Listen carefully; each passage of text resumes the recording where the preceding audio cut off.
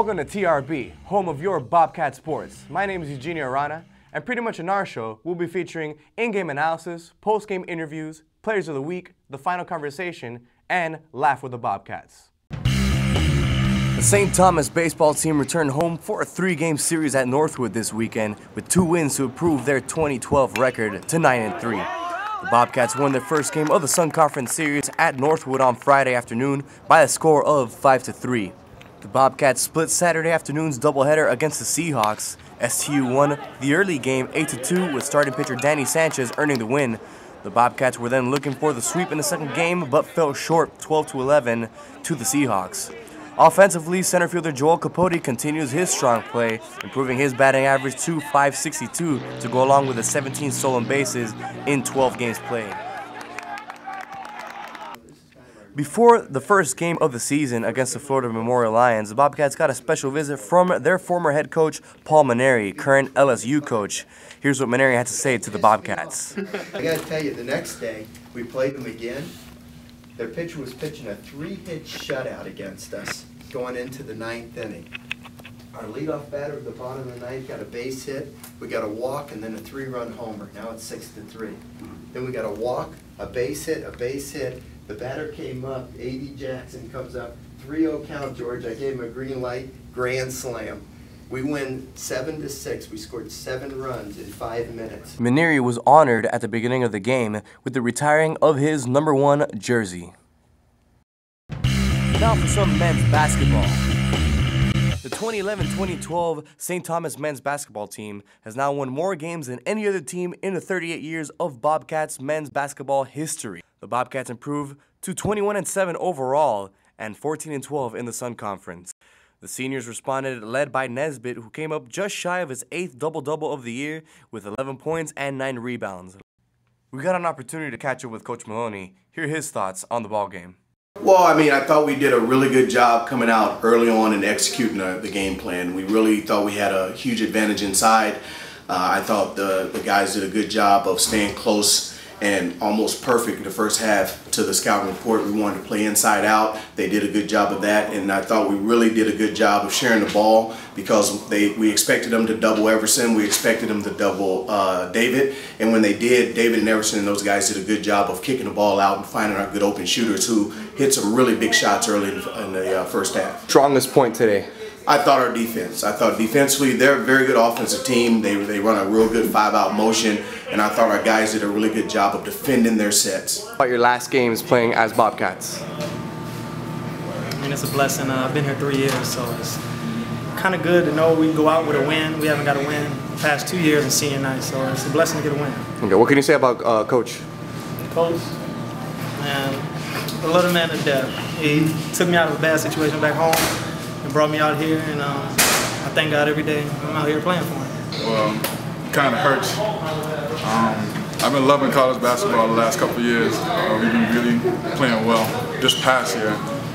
But like Rob said, it really is a blessing. Coach been on me for as long as I can remember now, but I got to thank him for his patience with me. He pretty much developed me from nothing into what I am right now. So, thank you, Coach. Excellent.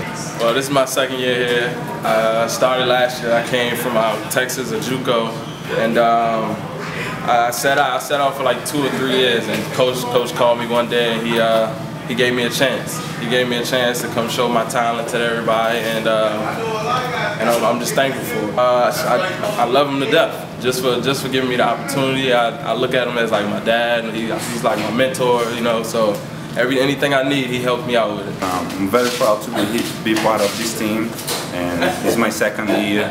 And I love my teammates. I love the coaches and stuff. And I'm very proud we go out and win today. And we've been winning, so it's a good season for us this year, so I'm very, very proud of that. Coach, he tries to get the best of me every day, so he's pushing me to the limit every day to give my best, and I love him for that. And now for women's basketball. On a night honoring two of the most prolific scorers in school history, St. Thomas women's basketball team delivered with a 72-47 win over Florida Memorial, avenging the team's lone defeat this season in Sun Conference competition. The win came on senior night as seniors Nikki Montina and Maddie Cummins were honored prior to the final regular season home game in Bobcat uniforms. St. Thomas improved to 21-15 and 11-1 in the Sun Conference, while Flomo dropped 9-14 and 5-7 in the Sun Conference. The women's basketball team will be hosting the playoffs for the Sun Conference tournament at the Fernandez Family Center, which will be hosted next week.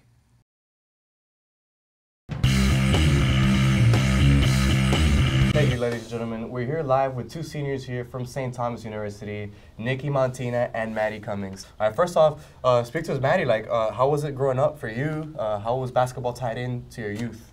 I started playing basketball when I was 9, I think, and it was just because my brother was playing. And then I started working out with the coaches, and then from then on, played every year, all my life. Nice. And Nikki? Well, I started playing in middle school. I had no clue of basketball. I didn't know the fundamentals of basketball. I just had speed. And honestly, I didn't think I would make the team. And I went to the locker room for tryouts, and after tryouts, my name was up there on the list. I was like, what? My name is up there? And I figured that, I guess, because I had the speed and stuff, I had no skills, no nothing. And I guess the speed got me here. Interesting. The love of the game, better than anything else. Yep.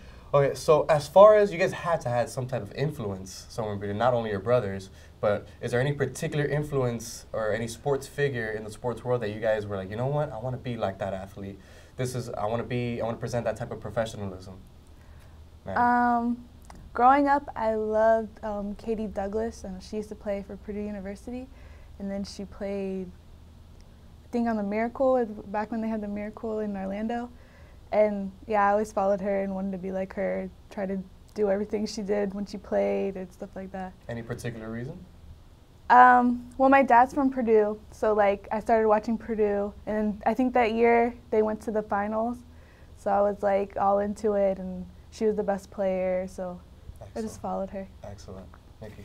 Growing up, no, not really. I just wanted to be better than my brother. Oh, really? We always had some type of competition going on in the house, and I just wanted to continue playing. Excellent. What about Coach Harmony? How's Coach Harmony inputted her skills and her coaching strategies into you guys? How has Coach Harmony's strategies made you the player you are today, or the person that you are today?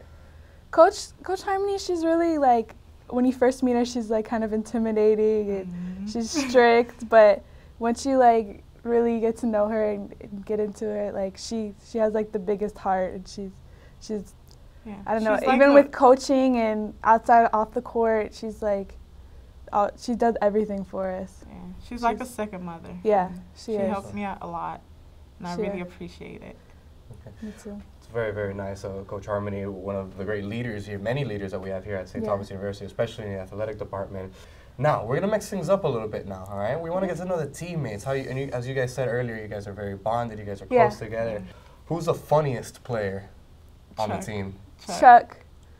Jazz is pretty funny too. Yeah. Chuck's just always talking, so loud. They enjoy every day at practice. We can have the jokes. Lowest practice and everyone's down, and just hearing their voice makes everyone happy. They always have jokes to tell. Yeah.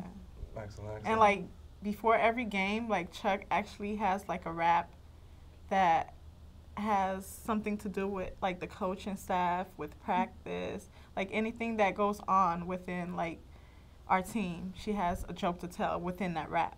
This keeps a light mood to the team. Yeah. You know, kind of pushing away from the stress that it takes to be an athlete, period, in any sport. So that's very, very good to have a balanced ball club like that. The element of team, the element of family, here today playing a big, big role in not only being an athlete, but as a human being and a student here at St. Thomas University. Thank you so much, Maddie. Thank you so much, Nikki.